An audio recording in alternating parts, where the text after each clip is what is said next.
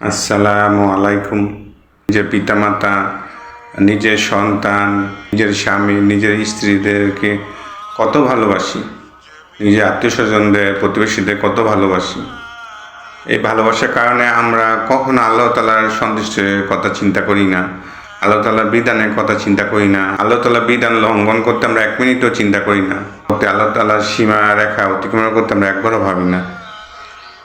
এত ভালোবাসা যে আমরা দেখাচ্ছি নিজের বাপ মাকে, স্ত্রী স্বামী, স্বামী স্ত্রীদেরকে। পিতামাতারা তার সন্তানদের জন্য খুশির জন্য যা ইচ্ছে তাই করে, তারা কখনো পরোয়া করে না আল্লাহ তাআলা কি খুশি হবে কিনা। স্বামী তার স্ত্রীর খুশির জন্য যা ইচ্ছে তাই করে, কখনো আল্লাহ তাআলা বিধান চিন্তা করে না। স্ত্রী তার স্বামীর জন্য যা ইচ্ছে তাই করে। আল্লাহ তাআলার চেয়ে বেশি ভালোবাসা প্রকাশ করে তার আত্মীয় স্বজনদের, তার ভালো বাপ মার প্রতি, সন্তানদের প্রতি, স্বামীর প্রতি, স্ত্রীদের প্রতি। আল্লাহ তাআলার চেয়ে বেশি ভালোবাসার পরিণতি কী হয় আপনারা কি জানেন? আপনারা কি জানতে চান যে আপনার তাআলা দুনিয়ার যাদেরকে আপনি ভালোবাসেন তাদের কারণে আল্লাহ তাআলার ভালোবাসাকে আপনারা ছুঁড়ে ফেলছেন বা আল্লাহ তাআলার সন্তুষ্টির কথা চিন্তা করছেন না? কি করবে সেদিন আপনার পিতামাতারা, আপনার সন্তানরা, আপনার স্বামী, আপনি স্ত্রীরা কী আচরণ করবে বিচার দিবসে, হাসরের ময়দানে? সেদিন তারা পালিয়ে যাবে তার ভাই থেকে, তার মা থেকে, তার বাবা থেকে, তার স্ত্রী ও সন্তান হতে। বুঝতে পারছেন? বিচার দিবসে যখন অনেক কঠিন সময় থাকবে, তখন আমরা নিজের ভাই, নিজের পিতামাতা, নিজের স্ত্রী, সন্তান থেকে পালিয়ে যাব। আমরা একে অপরকে দেখব, আল্লাহ তাআলা ওনাদেরকে আমাদের সামনেই রাখবে, সবাইকে সবার সামনেই রাখবে, কিন্তু আমরা কারোর দিকে তাকানোর প্রয়োজন মনে করব না। তখন আমরা পালিয়ে যাব ভাই থেকে, আমাদের পিতা থেকে, আমাদের মাতা থেকে, আমাদের স্ত্রী থেকে, আমাদের সন্তান থেকে। আল্লাহ দেখুন, দুনিয়াতে তো আমরা যা ইচ্ছে তাই করছি, তাদের জন্য ভালোবাসা দিচ্ছি, হালাল হারাম বাছাই করছি না, পর্দা বিধান পালন করছি না, আপনার সন্তানদেরকে সঠিক ইসলামের শিক্ষা দিচ্ছি না।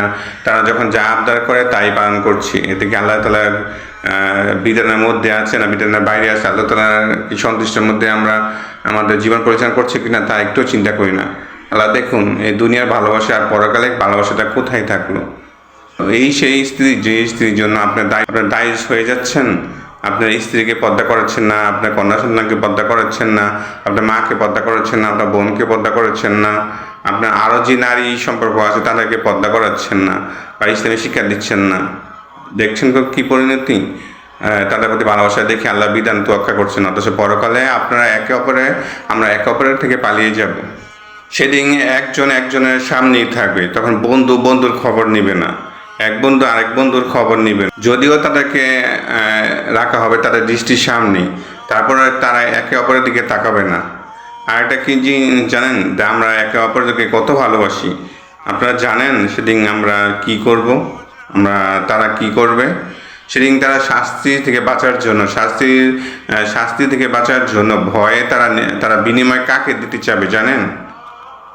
এই যে আপনারা যাদেরকে ভালোবাসেন, আমরা যাদেরকে ভালোবাসি, তাদেরকে বিনিময় দিতে চাবে যে আপনারা ওনাকে রাখেন, আমাকে শাস্তি থেকে মুক্তি দেন, বা আমাকে শাস্তি দিবেন না, এই বিনিময়ে আপনি তাকান। কাদেরকে বিনিময় দিতে চাবে জানেন? শাস্তি থেকে বাঁচার জন্য বিনিময় দিতে চাবে তার সন্তান সন্ততিকে, বিনিময় দিতে চাবে তার স্ত্রীকে, দিতে চাবে তার ভাইকে, দিতে চাবে তার আত্মীয় গোষ্ঠীদেরকে, ওখানে যারা আছে সবাইকে তারা সেদিন বিনিময় হিসেবে দিতে চাবে, যে তাদের বিনিময় তাকে যেন শাস্তি না দেওয়া হয়, শাস্তি থেকে রক্ষা পাওয়ার জন্য। আল্লাহ বলুন, দুনিয়া তো অনেক ভালোবাসা দেখাচ্ছে, সন্তুষ্ট চিন্তা না করে কোথায় গেল সেই ভালোবাসা পরকালে? সেদিন যাকে ভালোবেসে আল্লাহ তাআলা বিধানকে অমান্য করেছিল, রাসূল সাল্লাল্লাহু আলাইহি ওয়াসাল্লামের সুন্নাত অমান্য করেছিল, আজকে তো সেই মানুষটিকে তাই শাস্তি থেকে বাঁচার জন্য বিনিময় দিতে যাচ্ছে তার সন্তানকে, বিনিময় দিতে যাচ্ছে তার স্ত্রীকে, বিনিময় দিতে যাচ্ছে তার ভাইকে, বিনিময় দিতে চাচ্ছে তার আত্মীয় গোষ্ঠীদেরকে, বিনিময় আরও দিতে যাচ্ছে জমিনে যারা আছে সবাইকে বিনিময় দিতে যাচ্ছে, যে এর উসিলা তারাও যাতে সে শাস্তি থেকে রক্ষা পায়। কোথায় গেল সেই ভালোবাসা? সে এত ভালোবাসি যাদের জন্য আমরা আল্লাহর ইসলামটাই পালন করি না। পিতামাতারা সন্তানদেরকে এত ভালোবাসা দেখায়, আল্লাহ তাআলা বিধান ভুলে যায়। স্বামীরা স্ত্রীদের খুশির জন্য যা ইচ্ছে তাই করে যায়, পর্দা করার কোনো ব্যাপার কোনো চিন্তাও করে না, যেটা ফরজ বিধান। আর স্ত্রীরা তো পর্দা করে না, স্বামীকে জাহান্নামের পথে নিয়ে যাচ্ছে। সন্তানরা যা ইচ্ছে তাই করে যাচ্ছে, ভাই ভাই যা ইচ্ছে তা করে যাচ্ছে। আল্লাহ দেখতে পাচ্ছেন পরকালে কীরকম আচরণ করবে এক অপরের সাথে। কোথায় গেল সেই ভালোবাসা? যে ভালোবাসা আল্লাহ তাআলার কাছ থেকে দূরে সরিয়ে দেয়, সেই ভালোবাসা তো ক্ষণিকের ভালোবাসা, যে সেটা তো চিরস্থায়ী ভালোবাসা না, যেটা পরকালে কোনো কাজেই আসবে না।